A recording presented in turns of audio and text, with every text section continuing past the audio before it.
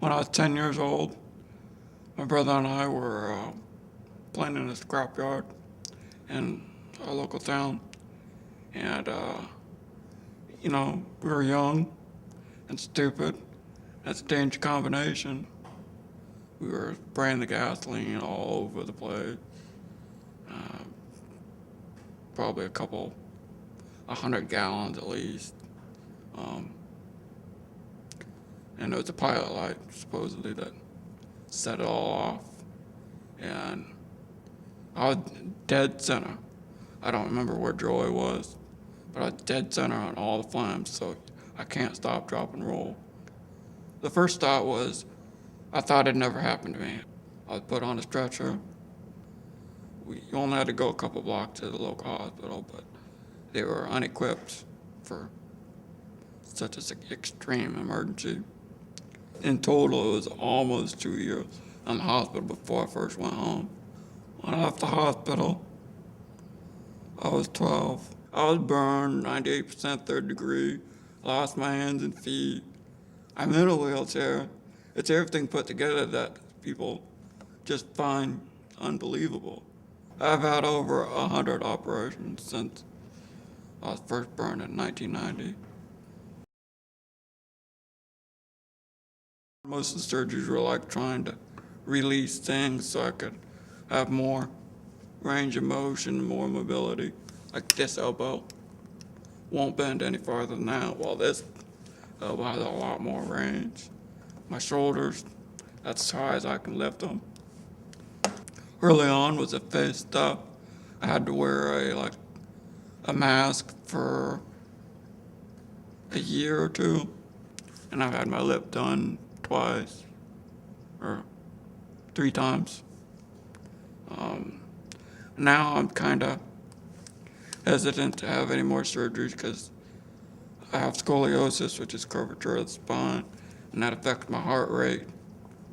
And I'm kind of scared to go under. I don't want something to happen.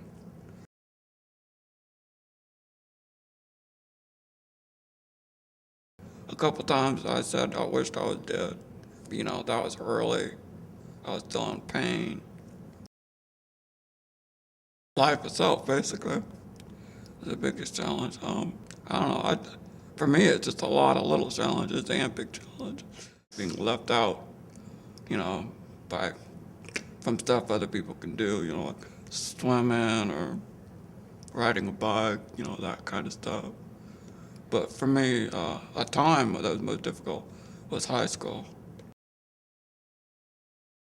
Well, I made one bad choice, which has affected the rest of my life, but I chose to live it for the better. Life is about choices, you gotta make the right one.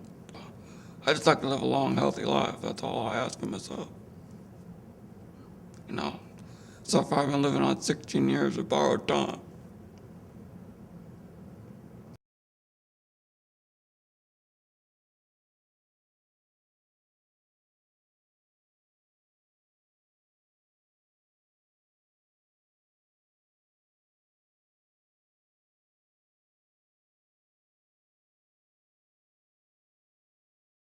April 19th, 1990, my brother and I were messing around in a place we shouldn't have been.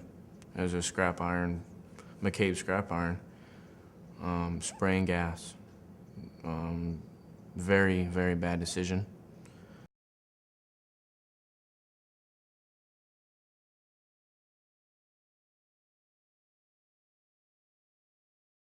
And then in the break room, there was a pilot light for the heater, and all the fumes that built up in the break room too, and ignited it. I stopped, dropped, and rolled right away. I was 8, and I just learned it. Caper is running into the fence. I could see him clear as day to this day, and running repeatedly into the fence. And I can hear my mom on the other side. I proceeded to follow Caper while we were on fire and tried putting him out. Don't know how well I succeeded, but he's still alive, so I hope I helped a little bit.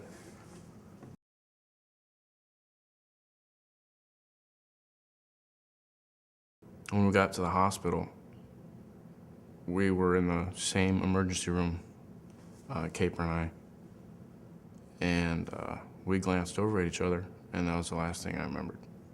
My injuries was about 26%, my hands and my face, and a little bit of my legs.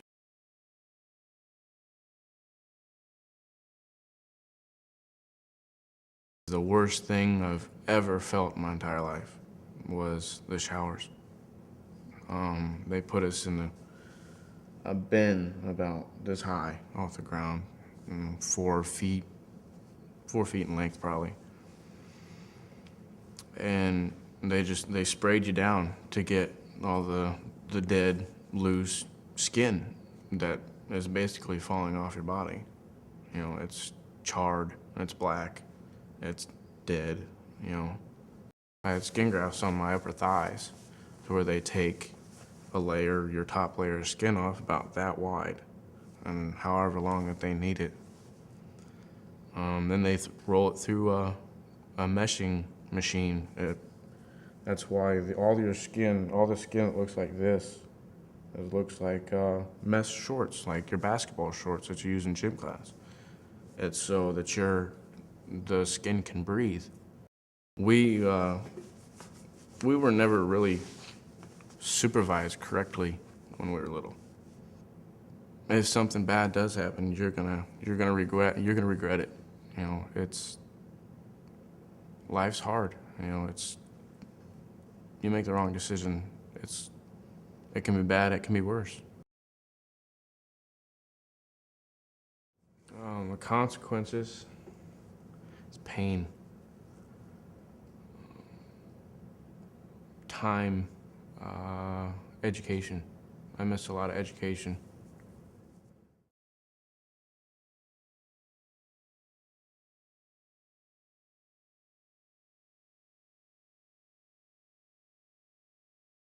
I was 10, it was Columbus Day, 1996, and had a couple buddies over. My parents were actually in Arizona, and my aunt was watching us.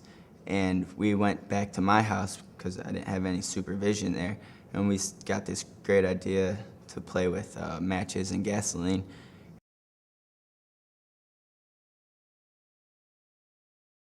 And we were just lighting stuff on fire, just, you know, being pyros, I guess you could say.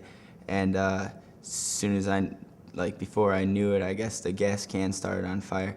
And it was a metal gas can with like a rubber nozzle. So it was just like the nozzle was kind of burning. And I just tried stepping on the nozzle, you know, just to put the flame out. And as I did it, the gas can kind of went back and forth and gas came out. And it ignited from the burning rubber, and it just kind of, fireballs just kind of hit me.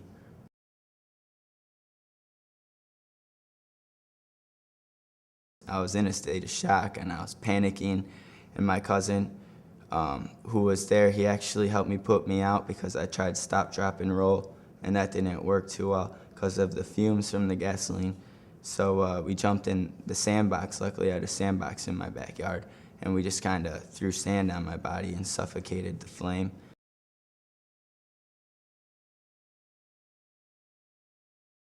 I went inside and I took a cold bath, thinking, you know, that would help it.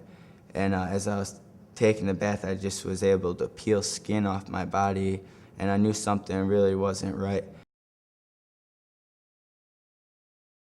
Oh, it was the most painful thing I've ever gone through. The worst that I remember probably is the hot tub, going in the hot tub and seeing my burns blister up, and it's almost like a wire brush that they would take to it just to clean it, you know. And I had to do it twice a day. It was the most painful thing. I just remember screaming throughout it. And I never thought anything like that would happen to me, but there I was. I remember asking the nurse if I was able to go to school the next day. And I remember her saying that I won't be going back to school for a while. It is amazing that you take for granted things like bending your leg or raising your arm, or even having a leg or arm to bend or raise. I feel really bad for my aunt, you know, because it's not her fault at all. It's just a bad choice that I made, but she felt so guilty. and it really had nothing to do with her. And just like my family, you know, I just didn't like to put my family through what I had to put them through. It's just kind of hard for me, you know, realizing that one bad choice that I made created all this chaos in my life.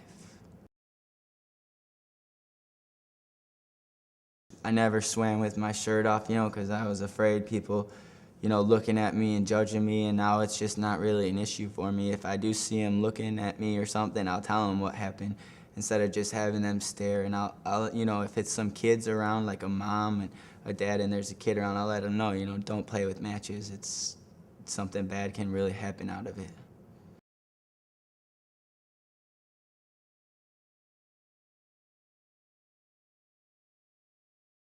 Jimmy was 10 years old when he was burned. He was in the 4th grade at that time. Jimmy is one of 8 children, and so we had it constantly on our mind.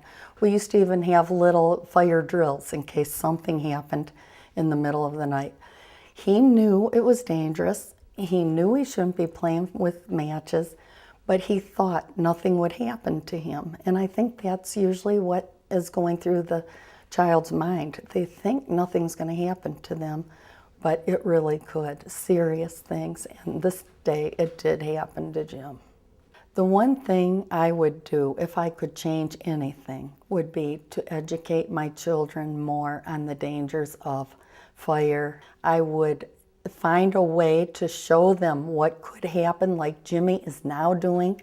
I have 6 grandchildren, and Jimmy is showing them his scars, and these kids seem so affected by it.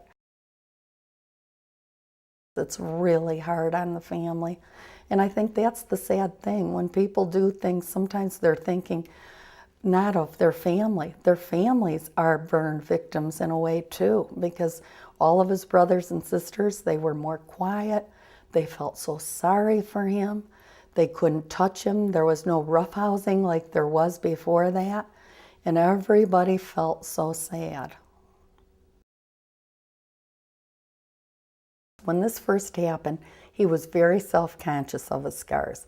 He would do anything he could to cover them up.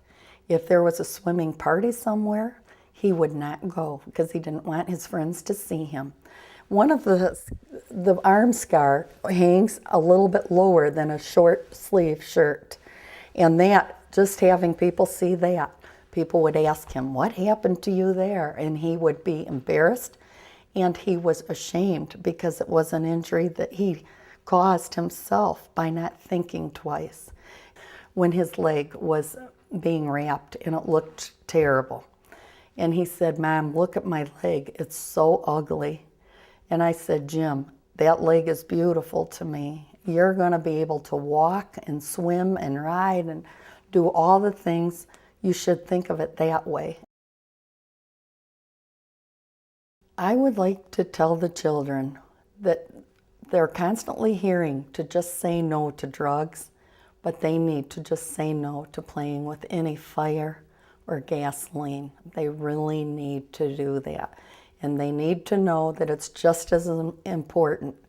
They need to know what could happen, and they need to see pictures, and they need to have people interact with them that do have a burn and can show them what would really happen to them when they think it really can't happen. It can happen.